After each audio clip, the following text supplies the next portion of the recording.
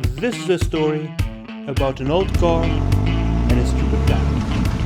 Because the good ideas are usually the boring ones. Because hey, what could possibly go wrong?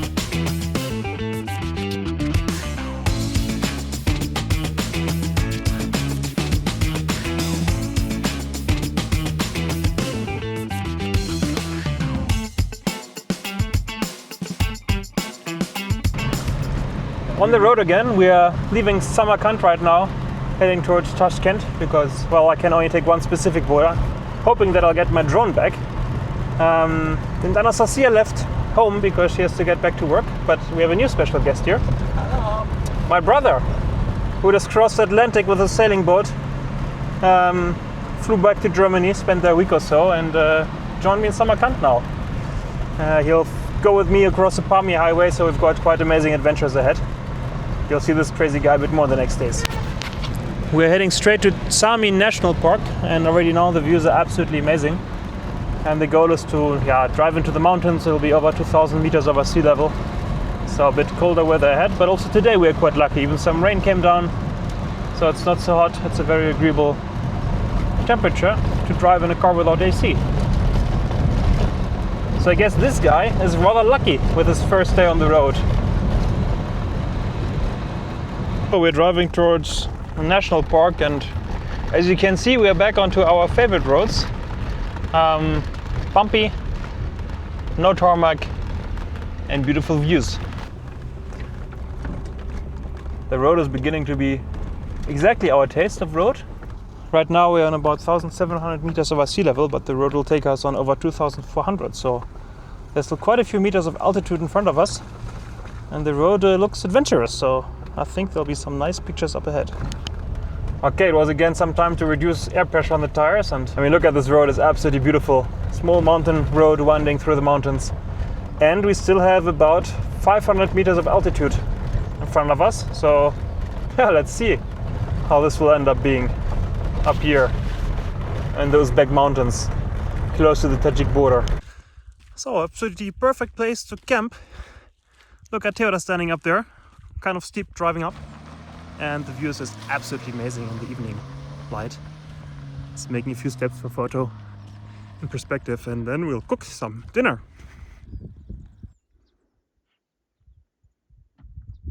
So we had a very nice camp in the Uzbek mountains in Zaamin National Park, but around 6:30 in the morning a Lada Niva drove up to our spot with two probably military guys because they're wearing uniforms, and they told us that camping is not really allowed, but they allowed us to stay for breakfast. So now we're back on the road, and we also just saw a sign saying that one is not allowed to cross beyond the road because it's a governmental border. So Tajikistan is really close. Made a few steps away from the car, and it's absolutely beautiful here. So we're on our way to the Tajik border, and that'll be interesting because two things. First thing is we gave away our drone on the Uzbek border and got promised that if we cross exactly this border at a specific time we can get it back. So we made quite a big detour to get here. Let's see if that works. I think it's 50-50 chance. And second thing is that drones are also legal in Tajikistan, so that'll be the next interesting part. If we manage to enter Tajikistan without border guards finding our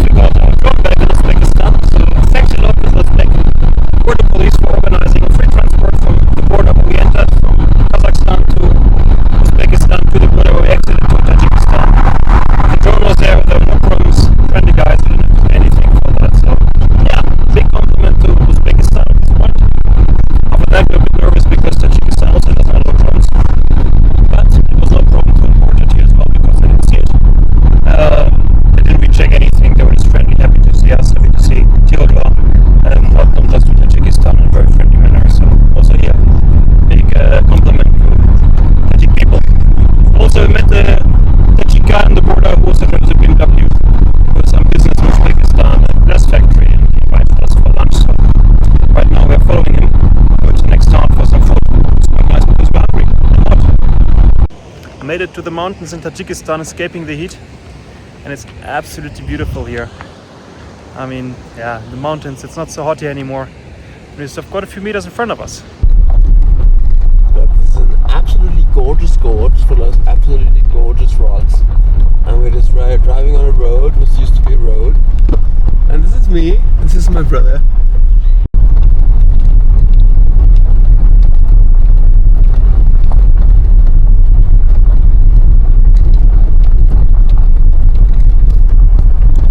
Driving through Aushi, a small village high up in the mountains on about 2,000 meters over sea level, and it's far away from civilization. I mean, you see the roads we are crossing to get here. Must be quite a thing to live here. Anyway, quite soon we will leave the road and the village and turn to the left to mountain pass. And judging by the size of the current road, I'm not quite sure if it's possible to pass it, because it's supposed to go up from about 2,000 meters over sea level right now to about 3,900 meters over sea level. So really up in the mountains. Let's see.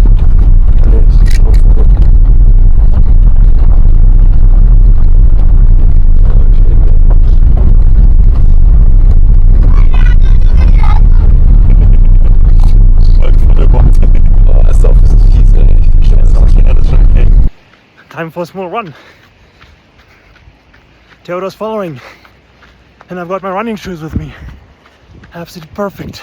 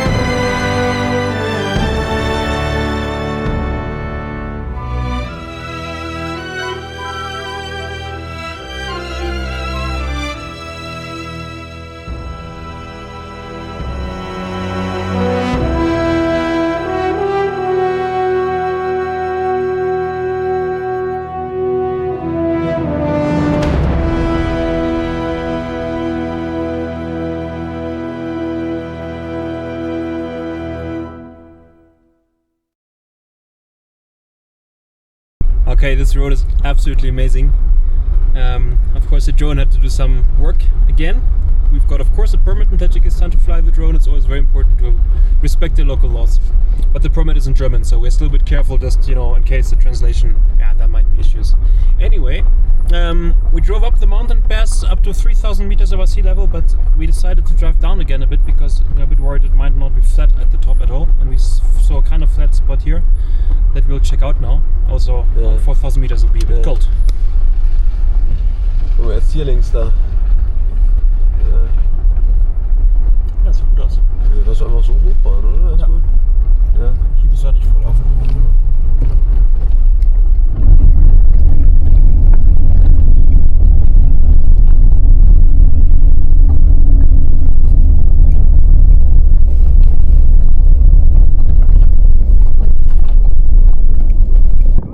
Okay guys, we did it again. We found an absolutely great camping spot. I mean, look at this. Theodor, my brother behind me. Sunset. Yeah, it's getting cold. Onia's changing his pants now, so I'll turn around. So today will be a cold night. We are on over 3,000 meters, well, about 3,000 meters over sea level. And the views is absolutely astounding. So this is an absolutely perfect camp once again. Again, one of the best camps on this tour so far. But there's so many awesome camps, it's a bit hard to say it's the best one, but yeah, definitely a highlight. I mean, just look at this. The fire, my brother's tent, absolutely great sunset.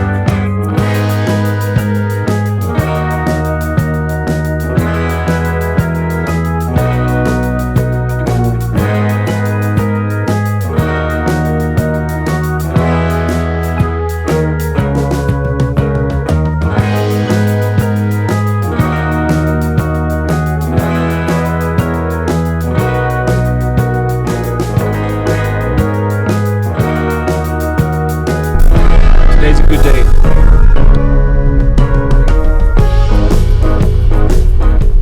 My brother's ultimate machine, over 3,000 meters thin air. Nothing can stop him.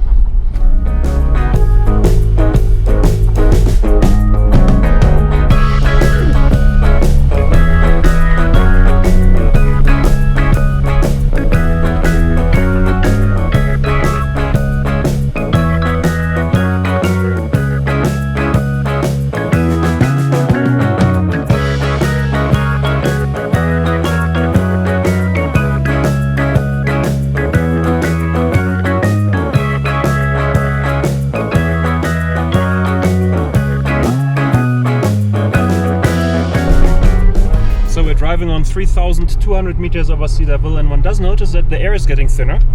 Theodor is struggling a little bit if it's really steep, even in the first gear. Less oxygen, less power. But so far we're going good. There was a small junction, believe it or not, in the small road, because a bit further up, but on a different part of the road, there's a coal mine. We met an engineer yesterday who showed us his coal. There were also a few trucks going down from the mine, but now we're driving on the part of the road where the trucks don't drive, and directly the road looks a little bit different, but actually quite fine.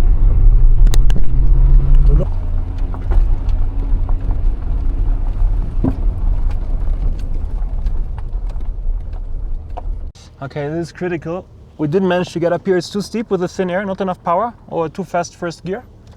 So now I have to go backwards and try to tackle this part of very bad, very steep road with a bit of momentum. And this is yeah, something I would prefer not to do. But right now I'm going back to gain some speed. Oh yeah, this is absolutely challenging.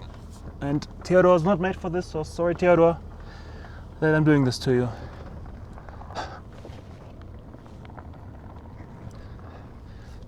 Okay, let's give it a try.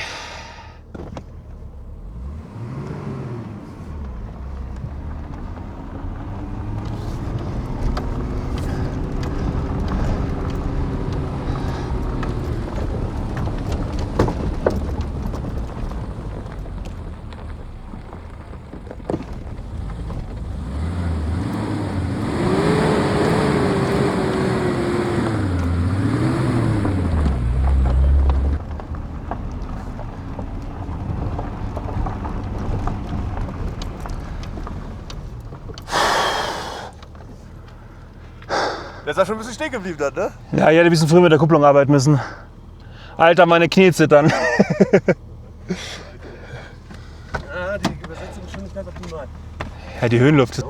This is tough. I just made it And as Anya just pointed out, the Pamir Highway will be 1,000 more meters of altitude, because we're now on 3,590 meters and the Pamir Highway goes on 4,600. I have to say, my knees are shaking. This is next level. Let's hope we'll make it to the top, following this super steep, super stony little path. Okay guys, this road is tough, and we just had a small conversation about cars. And what is kind of awesome about this trip is that I'm trying to prove, guys, you don't have to buy a big show-off SUV, Jeep, whatever, with differential locks and 4x4. You can just take an old awesome car and have fun with it and drive up these mountain roads on almost 4,000 meters altitude. Sometimes it's a bit tough, but I mean, if you made it that far, I guess you also learn how to drive your car pretty well, so you can make it. And of course, you know, you could also get for the same price a Dacia Duster, 4-wheel drive, bit more ground clearance. Yeah, much more compatible with this type of road. But I mean, imagine you park your car somewhere at an amazing spot at the end of the world after having driven 12,000 kilometers, and then you return to your car and you're greeted by a Dacia Duster. I mean, yeah, he can do it. Probably it's a much smarter option, but come on. I mean, we all know such a tour is much more fun if you have a car, which is a friend of yours. You return to your car after a small walk and you're just happy to see it. And that's exactly what these cars do. They're full of emotions, they make you happy, and they take you to the end of the world. Oh, yes. Haha, wie geil ist das denn hier? Oh, that's a nice road. We're reaching some sort of top, I think. Power! Speed and power! We made it to the ridge! Unbelievable! Hier ist die zweite Straße. Oh, and apparently the other road is joining us here. I guess we took the steeper one because we can. And because we drive an E34. Oh yeah, this is the middle, but we don't go down to the other side.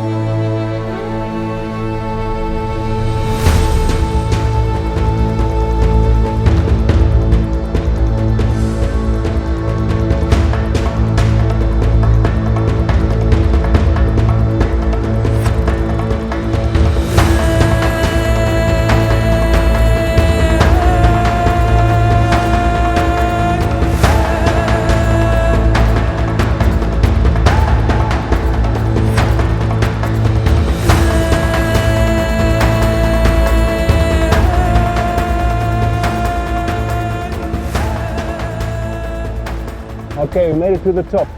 Look at it. A new view opening to the other side of the mountain range. Absolutely crazy. This road was not exactly easy, but we made it to the top.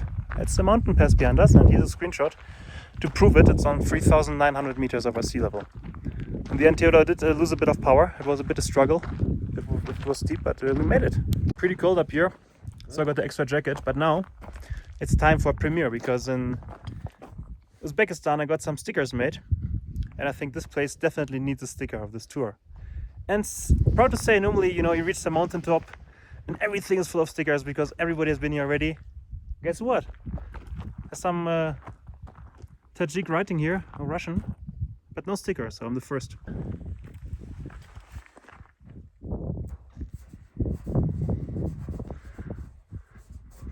There we go, made it to the top. Okay, driving back down, the road here is definitely not better than the way up, but so far so good. Only bottomed out once. And it'll also be interesting because we're going down to a valley where there's some small villages, but according to maps, the valley's road is even smaller than this road. So hopefully we can follow this road to the main road and not get stuck there, being forced to drive up this road again. Okay, small update. My tires were absolutely strong so far, but After 12,500 kilometers, many bad roads, one of them died. Okay, so the first flat tire on the tour. After 12,500 kilometers with many bad stony roads, one of my road tires broke. I think that's quite okay. Fixing it was fast, we took about 10 minutes or so, but we also were a bit stressed because we blocked the road, partially at least. And yeah, you don't choose whether by tire breaks. But now we're back on the road, and the spare tire is about as old as a car, so let's see how that goes. Okay, believe it or not, we made it back to civilization, or something like that. We're in some valley, far off from, well, any big road or city. People look a bit surprised to see us here. And yeah, now we are heading towards the bigger road, but that's still, I guess, about 30 to 50 kilometers from here on this track. Yeah, you're back in civilization, and that's how the road looks like. I mean, here it's a bit better, but back there, we had to put some stones in the right places, not to bottom out worse in the mountains here.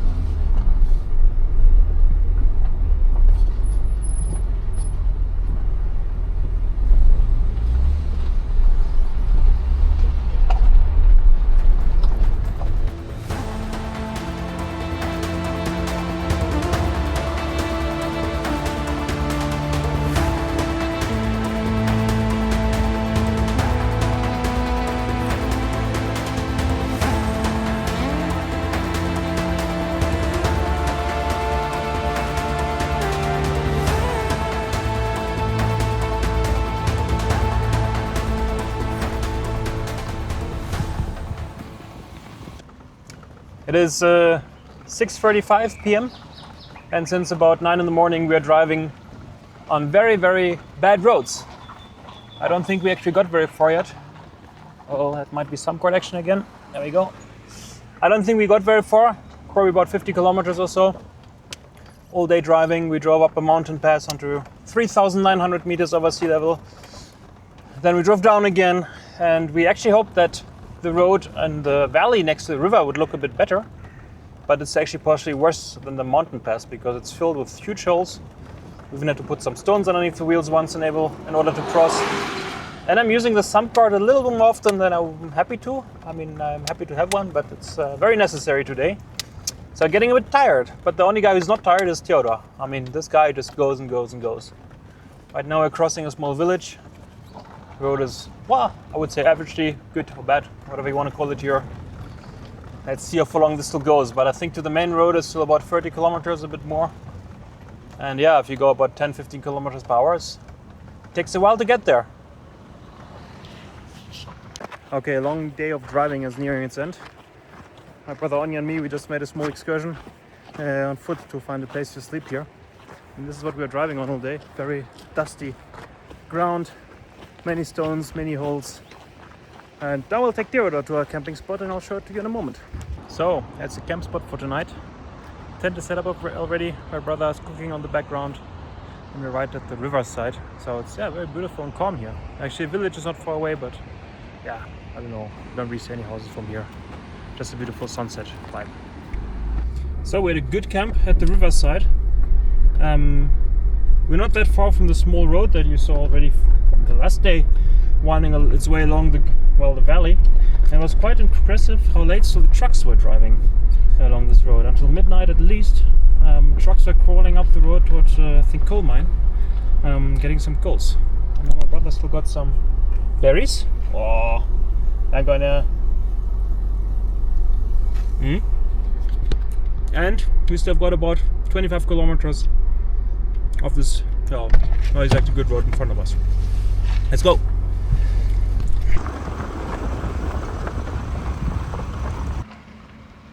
Okay, after about 40 kilometers on this road, we almost made it to something like civilization. I mean, there's even two-story house next to us, there are a few shops.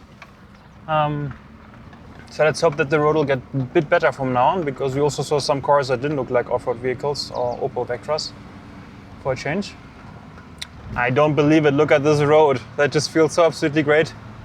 After hours and hours on absolutely horrible, horrendous roads. Let's see how long that keeps up, but I could get used to it. Back on an asphalt road, it feels absolutely great. quite changed. And we're heading straight to Dushanbe. We booked a hostel for 2 nights. We'll wash ourselves, we'll wash the car, we'll regain a bit of power before the next big adventure starts, the Pamir Highway.